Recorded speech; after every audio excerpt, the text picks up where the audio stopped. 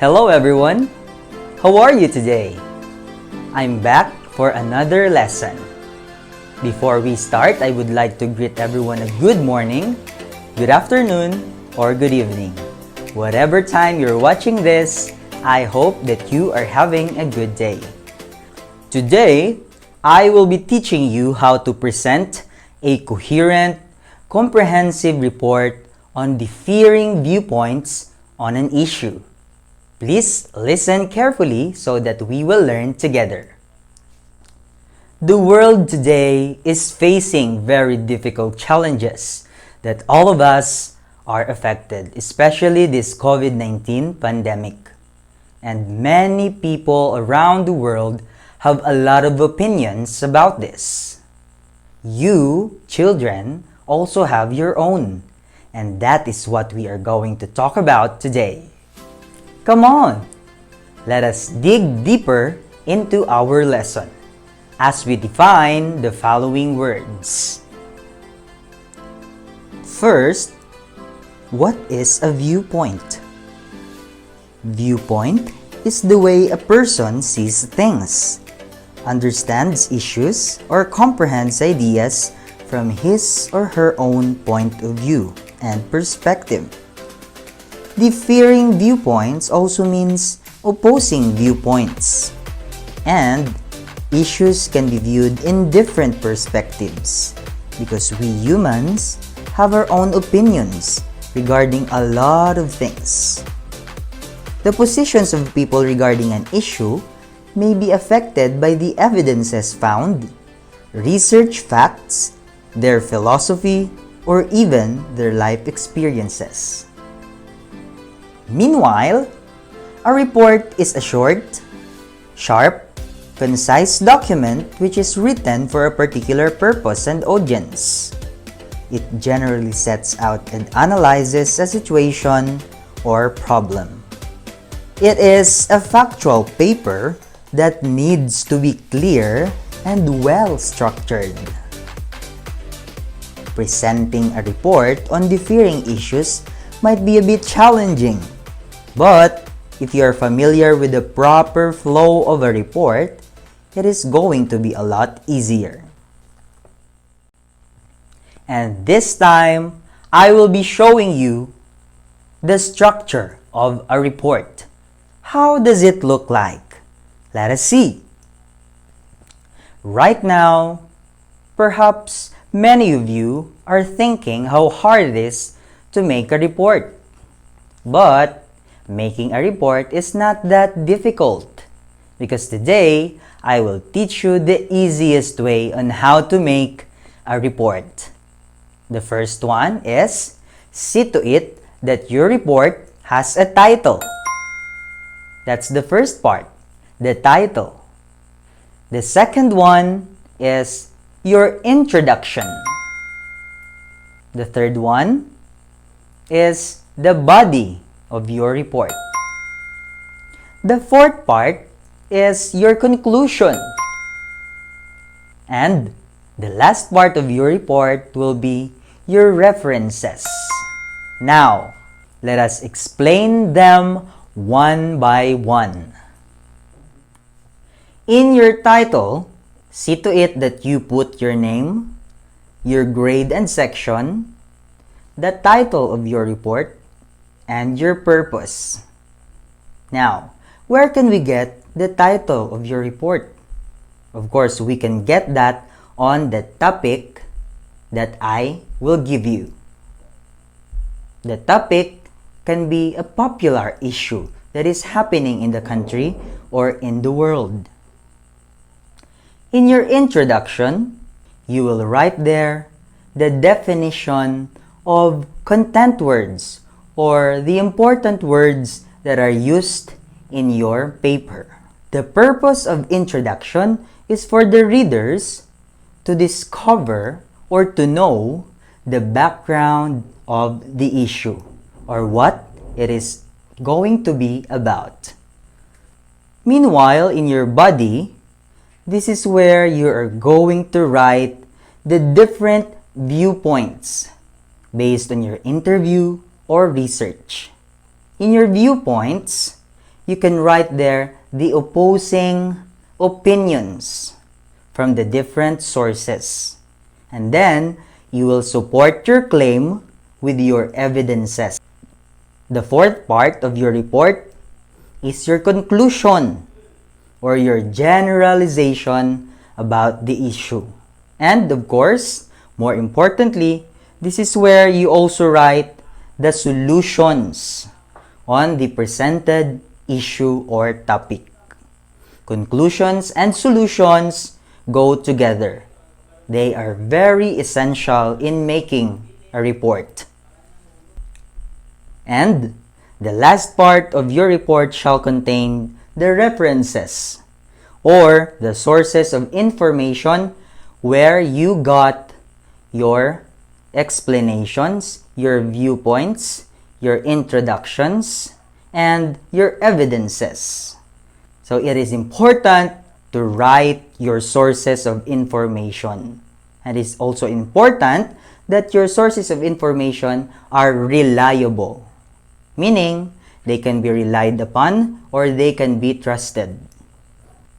Reliable sources of information can be gotten from TV, newspapers, online portals, or government agencies such as the DOH, DepEd, or DPWH. These are some examples of reliable sources of information. Now, in making a report, it is important that your information come from the different reliable sources in order for your report to be comprehensive. So basically, a report is research-based, meaning you really have to spend time researching from the television, radio, news outlets, and the internet in order for you to get a comprehensive explanation and justification of your topic. Do not be afraid to explore. On the other hand, while writing your report, there must be coherence. Coherence is very important in making a report. If your report is coherent, meaning the ideas flow smoothly and they are connected with each other. And one way to do this is to use transition words. There are a lot of examples of transition words such as the ones that I've been using a while ago, the word meanwhile. On the other hand,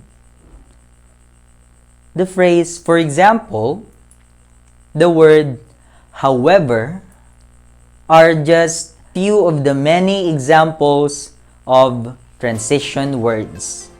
This time, I'll be flashing on screen other examples of transition words that you can use in making your sentences or paragraphs.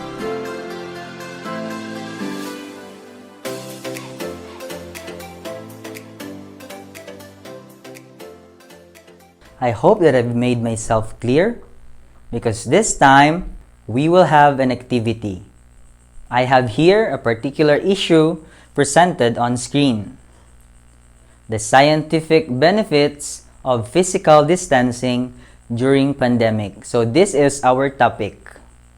And we will make a report based on this topic. I hope that you are still listening to me. Because now, I will be explaining one by one how to make a report based on this topic, using what we have learned a while ago. So let's go. Let us start.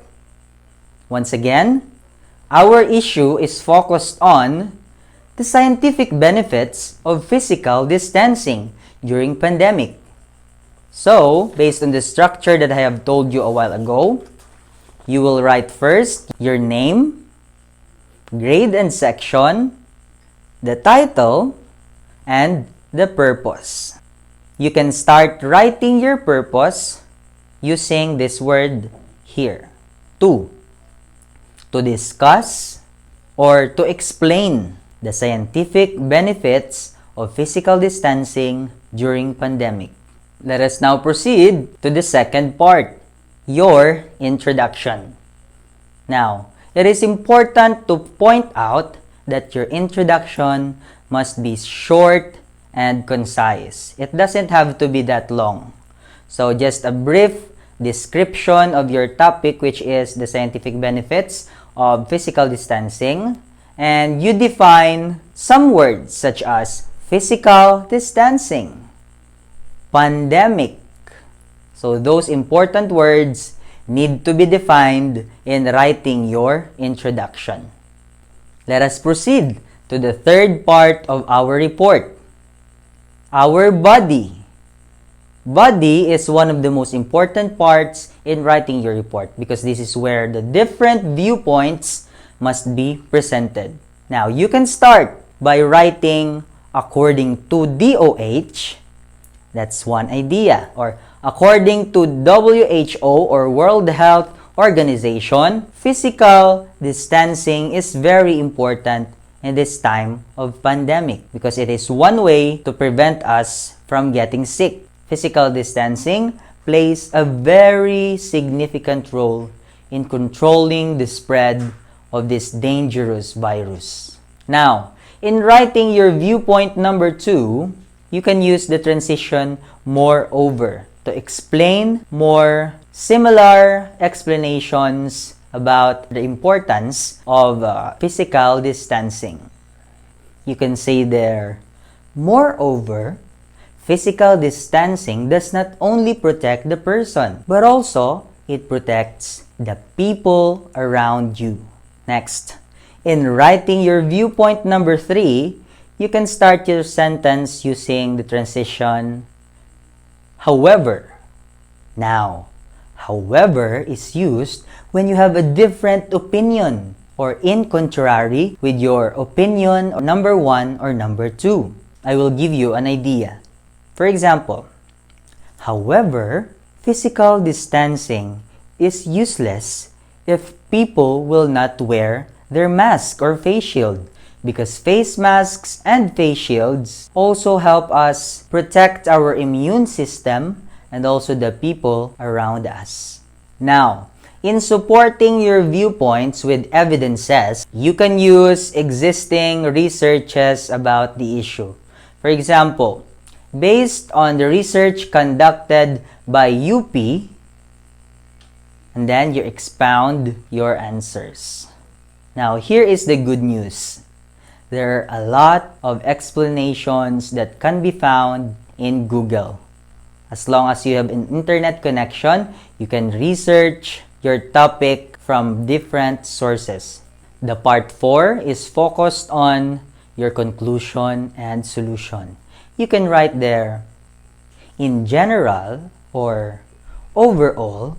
You can also use the transition. Lastly, physical distancing gives us the assurance that we will not be able to catch the virus and we will not be able to have the COVID-19 because we are physically distanced from one another. Avoiding crowds is not being antisocial, but it is caring for yourself, the people around you, your friends, and your family.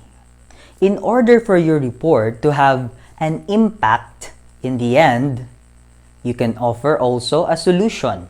You can start your solution or concluding sentence with a persuasive statement or convincing words. For example, let us practice physical distancing in order to prevent the spread of COVID-19. Or you can say, let us all be disciplined and be responsible citizens. And do not forget to write your references. If you have researched the ideas that you wrote on your report, you can copy URL. It can be seen on the upper portion of the website. You simply have to copy that and you paste it on the last part of your report. Or if you don't have your laptop or computer, of course you can use your pen and your paper in writing your report and your references. Again, do not forget to write your references or your sources at the end of your report. Why are references important? Why do we have to put our sources where we have gotten such information? Because we can be charged with plagiarism once we do not put the sources of the information that we used in our report.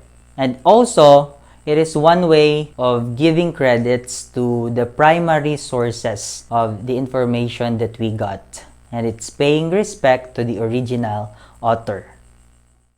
This time, you yourself will be the one to make your own report on a particular issue.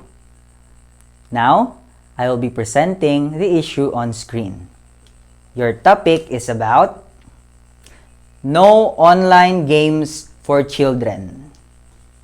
Again, your topic is no online games for children.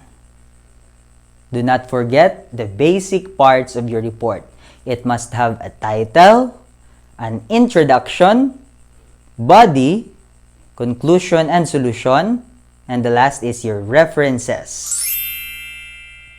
Okay, kids, after writing your report, do not forget to take a photo of your work and send it directly on my Messenger account, because I will be checking them one by one and I will be giving you individual feedback. Okay, we are done. That's all for today. Enjoy doing your report and see you again next time.